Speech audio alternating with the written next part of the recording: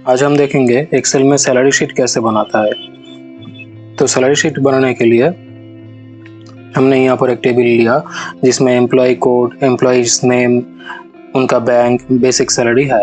यहाँ से हम DA, HRA, medical, gross salary calculate करेंगे, फिर कितना पीएफ डिडक्शन होता है उसे कैलकुलेट करेंगे, फिर वहाँ से नेट सैलरी को कैलकुलेट करेंगे।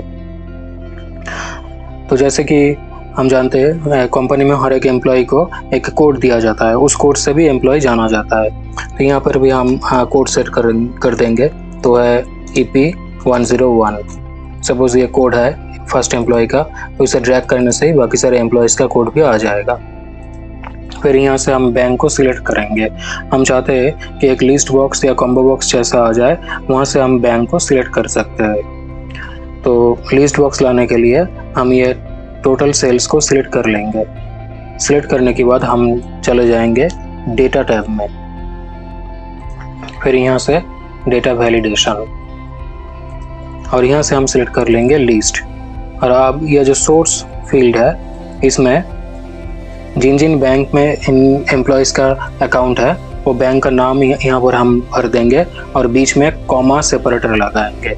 जैसे कि पहला बैंक है SBI, फिर कॉमा, फिर एक्सिस, फिर कॉमा, फिर HDFC, फिर कॉमा ICICI बैंक, फिर बैंक ऑफ बड़ौदा, फिर PNB। ऐसे करके हम जो बैंक में इन सारे एम्प्लॉयज़ का अकाउंट है उसका नाम यहाँ पे लिख सकते हैं। और हमें ये याद रखना पड़ेगा, बीच में कॉमा सेपरेटर देना पड़ेगा। फिर ओके। तो हम देख सकते हैं कि ये जो फील्ड है बैंक, इसमें एक लिस्ट बॉक्स आ गया है, ड्रॉप डाउन बॉक्स, जहाँ से हम बैंक को सिलेक्ट कर सकते हैं।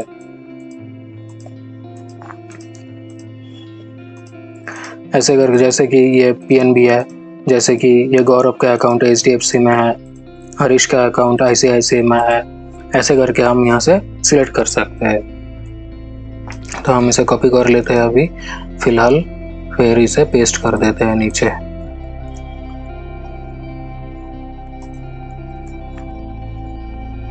चलो ये हो गया है।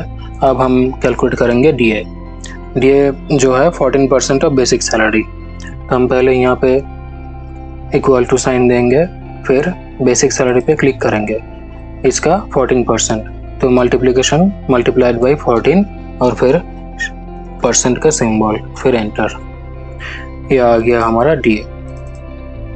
इसे ड्रैग कर दिया तो बाकी सारे DA भी आ गया है। तो इसमें हम देख सकते हैं कि डेसिमल पॉइंट है, जैसे कि पहले वाला DA है 4167.52। तो हम ये डेसिमल पॉइंट को राउंड ऑफ कर देंगे। राउंड करने के लिए हम ये यहाँ पे राउंड बोल के एक फार्मूला लगाएंगे, राउंड, और जिसका राउंड होगा 0 डेसिमल प्लेस तक, यानी कोई डेसिमल पॉइंट नहीं होगा, एकदम होल नंबर में होगा। तो ये हो गया राउंड ऑफ।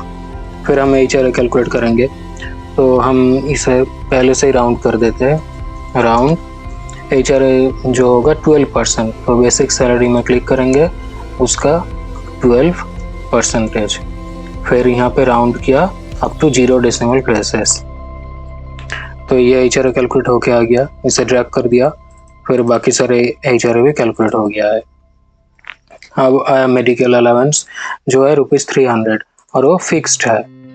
ये कंपनी ऐसे ही मेडिकल अलाउंस पे करता है हर एक एम्प्लॉय को, ये बेसिक सैलरी के ऊपर डिपेंड नहीं करता है, ये फिक्स्ड है। तो इसे हम ऐसे ही ड्रैग कर देते हैं। सारे एम्प्लॉयज का सेम मेडिकल अलाउंस है। अभी हम कैलकुलेट करेंगे ग्रॉस सैलरी। ग्रॉस सैलरी जो है ये बेसिक सैलरी, DA, HRA और मेडिकल, ये 4 कैटेगरीज का समेशन, यह है ग्रॉस सैलरी। तो ये निकलने के लिए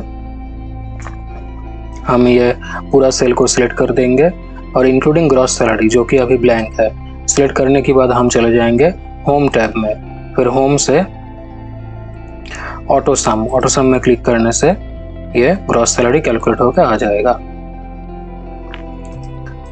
फिर ये यहाँ से हम ड्रैग कर देते हैं। अब कैलकुलेट करेंगे PF जो कि हमारे ग्रॉस सैलरी से डिडक्ट हो जाएगा, और फ्यूचर के लिए, भविष्य के लिए एक बड़ा अमाउंट वहाँ पे संचय होता रहेगा जो हमें आफ्टर रिटायरमेंट मिलता है। आफ्टर रिटायरमेंट या 60 ईयर्स के बाद जो पीएफ का अमाउंट मिलता है। ये अलग अलग कंपनी का या ऑफिस का या डिपार्टमेंट का अलग अलग नियम है।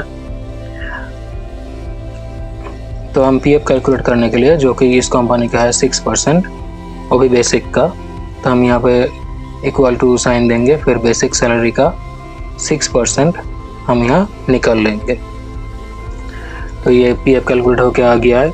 इसे भी हम राउंड कर देंगे,